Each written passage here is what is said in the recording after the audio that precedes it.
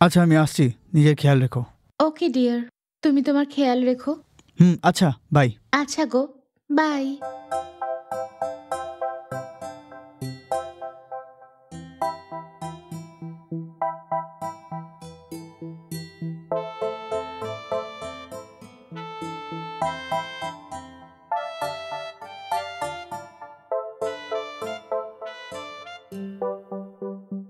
এক গ্রামের দাম ৬,০০০ হয়ে গেল।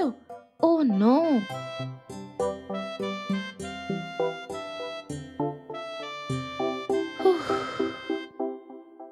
হ্যাঁ, হে ভগবান।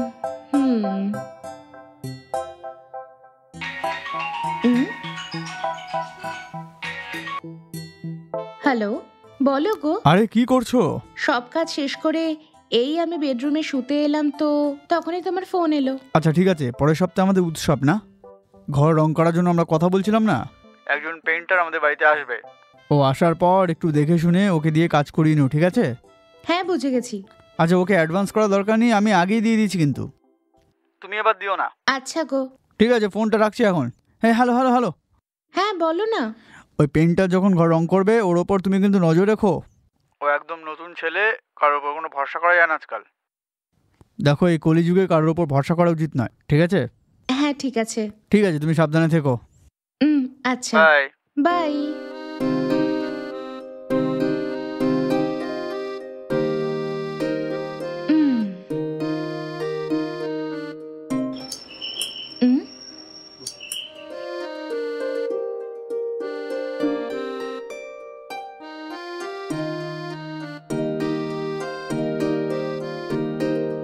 কাকে চাই আপনার? ম্যাডাম, এটা বিনোদ স্যারের বাড়ি তো?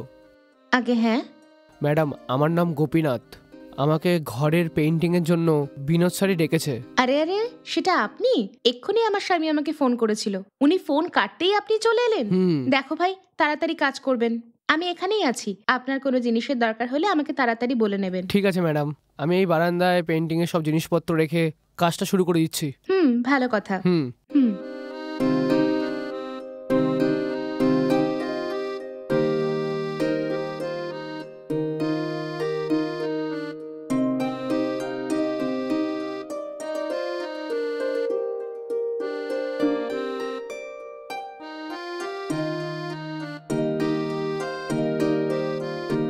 শোনো ভাইয়া, এক মিনিট, তুমি নাস্তা করেছো কি? না ম্যাডাম, আমি অনেক দূর থেকে এসেছি, এই জন্য ব্রেকফাস্ট করার সময় পাইনি। স্যার বলেছিল আমাকে খুব তাড়াতাড়ি কাজ শুরু করতে হবে, সেই জন্য আমি তাড়াতাড়ি এসে গেছি ম্যাডাম। এই ব্যাপার? আচ্ছা, প্রথমে এসে নাস্তা করে নাও। ঠিক আছে ম্যাডাম, যদি অল্প জল দেন তাহলে আমি হাতটা ধুয়ে আসছি। ঠিক আছে, একটু দাঁড়াও, আমি হাত ধোয়ার জন্য জল নিয়ে আসছি। ঠিক আছে ম্যাডাম।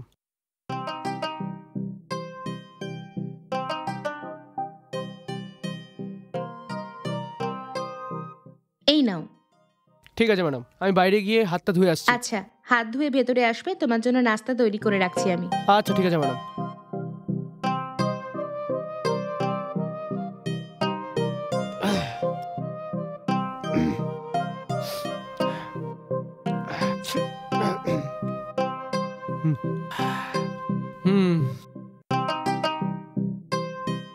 এই নাও। এক মিনিট দাঁড়াও, কোথায় নিয়ে যাচ্ছ? ভেতরে এসে বসে খাও না তুমি? আমি এখানেই বাইরে বসে খেয়ে নেবো ম্যাডাম। আরে রে, কোনো ব্যাপার নয়, তুমি ভেতরে এসো না, ভেতরে এসে বসে খাও না।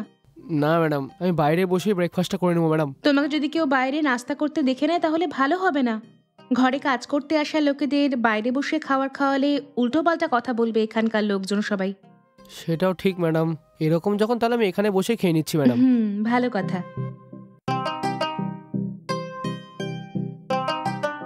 তুমি নাস্তা করতে থাকো, আমি তোমার জন্য চা বানিয়ে নিয়ে আসছি। হ্যাঁ ঠিক আছে ম্যাডাম।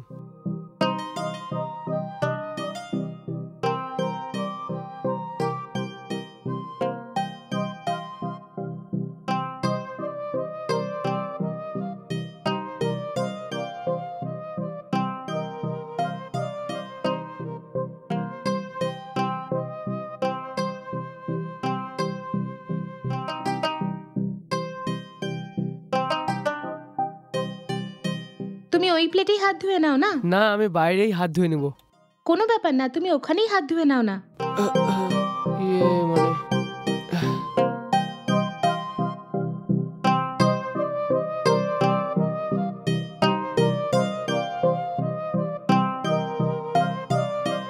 চা খাও।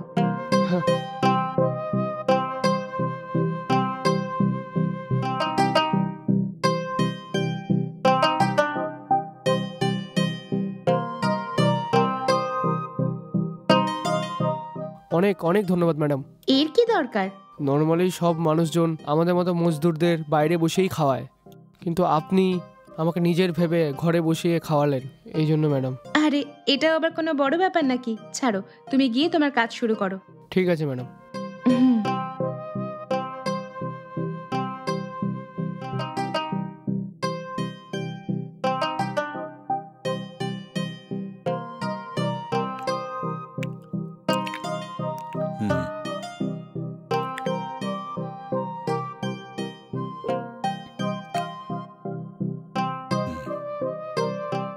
হ্যালো। হ্যালো। হ্যাঁ বলো না। শোনো, পেন্টিং এর কাজ শুরু হয়ে গেছে তো? হ্যাঁ, পেন্টার চলে এসছে আর ও নিজে কাজ করছে। টিফিন টিফিন দিয়েছো? এক্ষুনি টিফিন খেয়েছে ও। বেচারা কিছু না খেয়ে এখানে চলে এসেছে। কি বলছো? সন্ধ্যাবেলা একটু স্ন্যাক্স করে দিও। হ্যাঁ নিশ্চয়ই গো। আর শোনো, ওই পেন্টারের ওপর নজর রাখতে ভুলো না কিন্তু। বাইরে থেকে আসা কোনো মানুষের ওপর আজকাল আর ভরসা করতে পারি না, এই জন্যই বলছি, বুঝতে পেরেছো তো? আচ্ছা গো, আমি সামলে নেব। যখন ও বেডরুমে পেন্টিং করবে তুমি একটু সাবধানে থেকো। বেডরুমের কাবাডি কিন্তু আমাদের সমস্ত গয়না রাখা আছে। বললাম না আমি দেখে নেব, তুমি চিন্তা করা ছেড়ে দাও। ঠিক আছে, সাবধানে থেকো। Bye bye.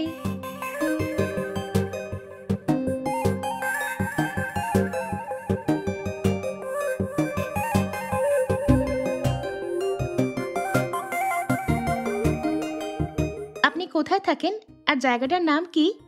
আমি তো বালিগঞ্জ হালতু থেকে এসেছি। ও, এত দূর থেকে তুমি পেন্টিং এর কাজের জন্য এখানে আসছো?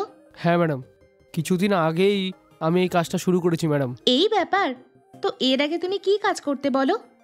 এর আগে আমি ডিপার্টমেন্টাল স্টোর চালাতাম আমি ম্যাডাম। সেখান থেকে আমার অনেক ক্ষতি হয়ে গেছে। এরপর আমি নিজের একটা হোটেল অবধি চালিয়েছিলাম, কিন্তু সেখান থেকেও আমার সেরকম উপার্জন হয়নি ম্যাডাম। তারপর আমি একটা গাড়ি কিনে ভাড়াতে খাটালাম, হ্যাঁ সেখানেও আমার অনেক লস হয়ে গেছে ম্যাডাম। এই জন্য আমি এই কাজটা শুরু করলাম এখন। কি বলছো? এত সব কিছু নিজের বিজনেস করার পর কেন এত কঠিন কাজ করতে এসেছো? কোভিডের সময় ছিল তখন ম্যাডাম, আমি গাড়ির ডিউটা ভরতে পারিনি, তখন ব্যাংকের থেকে আমার গাড়িটা নিয়ে চলে গেছে ম্যাডাম। কোভিডের জন্য শহরে আমার খুবই খারাপ অবস্থা ছিল, এই জন্য আমি গ্রামে চলে গেছিলাম ম্যাডাম। ওখানে গিয়ে জানতে পারলাম যে ওখানে আমাদের মতো মজদুর বাঁচতে পারবে না, এই জন্য আবার ফিরে এলাম ম্যাডাম। কি পেট চালাতে কিছু না কিছু কাজ তো করতে হবে না ম্যাডাম, এই জন্য পেন্টিংয়ের কাজটা করে আমি জীবন চালাচ্ছি ম্যাডাম। ছাড়ো, এই কাজ করে তুমি ভালো পয়সা ইনকাম করতে পারো কি? না ম্যাডাম, ওরকম বড় কিছু লাভ নেই। ওটা দিনমান কষ্ট করে যদি মেহনত করি তবুও 1000 টাকায় পাই আমি ম্যাডাম। তার মধ্যে এজেন্টের কমিশন সরালে অনেকই কম হাতে পাই। আচ্ছা, কাস্টমারের থেকে এইরকম পেন্টিং এর জিনিসপত্র কেনার সময় তুমি কি ওখান থেকে কিছু কমিশনের জন্য নাও? আমি এরকম কমিশন নিই না ম্যাডাম, কাস্টমারের থেকে শুধু ম্যাটেরিয়ালের টাকাটাই নিই। আচ্ছা, তোমার দারু খাবার খারাপ অভ্যাস আছে কি? হ্যাঁ ওটা তো একটু আছে ম্যাডাম, যদি কাজের প্রেশার একটু বেশি হয়ে যায় তো অল্প একটু ড্রিঙ্ক করে নিই ম্যাডাম, তাও শরীরের ক্লান্তি মেটানোর জন্যই ম্যাডাম, কিন্তু ডেইলি ড্রিঙ্ক করি না আমি ম্যাডাম। এই ব্যাপার? তবে কেন খারাপ অভ্যেস রপ্ত করেছো? এই কারণেই বলছি, কারণ অ্যালকোহল বেশি খেলে শরীর খারাপ হয়ে যেতে পারে। আচ্ছা শোনো, আমার দুপুরের জন্য লাঞ্চও তৈরি করতে হবে, আমি গিয়ে তৈরি করছি। যদি তোমরা কিছু চাই তো বলে দিও, আমি দিয়ে দেব। কোনো ব্যাপার নাই ম্যাডাম, আপনি যান, আমি দেখে নিচ্ছি। আচ্ছা।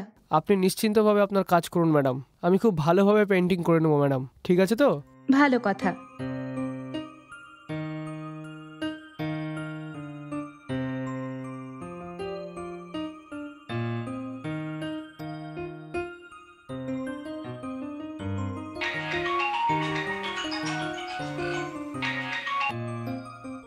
হ্যালো। হ্যাঁ বলো।